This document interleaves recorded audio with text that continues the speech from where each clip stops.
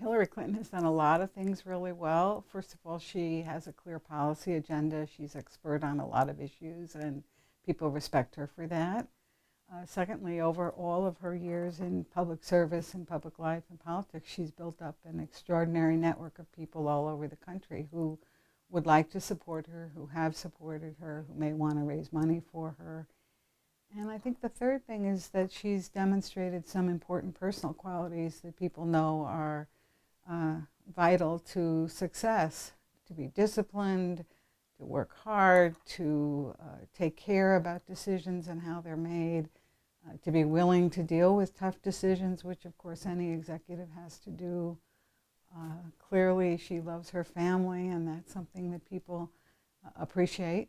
So I think she's positioned herself well, and the challenge going forward, of course, is to recognize in the first instance that a presidential nomination is never handed to anybody, that you have to fight for it. You have to make your case every day. Actually, as I say in my book, every day is election day.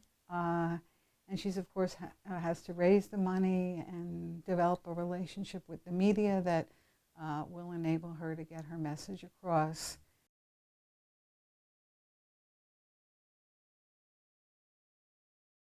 I think everybody now, male or female, is challenged by the idea that races are expensive, particularly in the case of women, certainly women seeking high office. There's a high bar. You have to raise a lot of money, which means you have to ask a lot of people, which also means that those people have to be the kinds of folks who are willing to ask others for money. Historically, it's been the case that women candidates in some instances have been concerned about their ability to raise money, and therefore hesitant to enter a race where money is a big factor.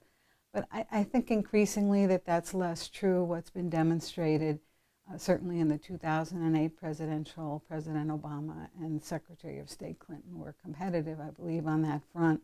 And I think in the ensuing Senate races, for instance, in 2012, when a number of women were elected, once they were in the race, they were clearly qualified. They were able to raise the money.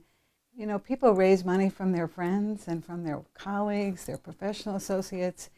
And historically, because there is sex segregation in the workforce, there are, for instance, more women nurses than male nurses, and women are historically paid less. They may not know as many people of means who can contribute. So that's an inhibiting factor if in the first instance you really have to call on friends and associates to provide that first seed money to be able to run. But again, I think increasingly as women engage in higher and higher office, they have developed these networks and will be able to compete.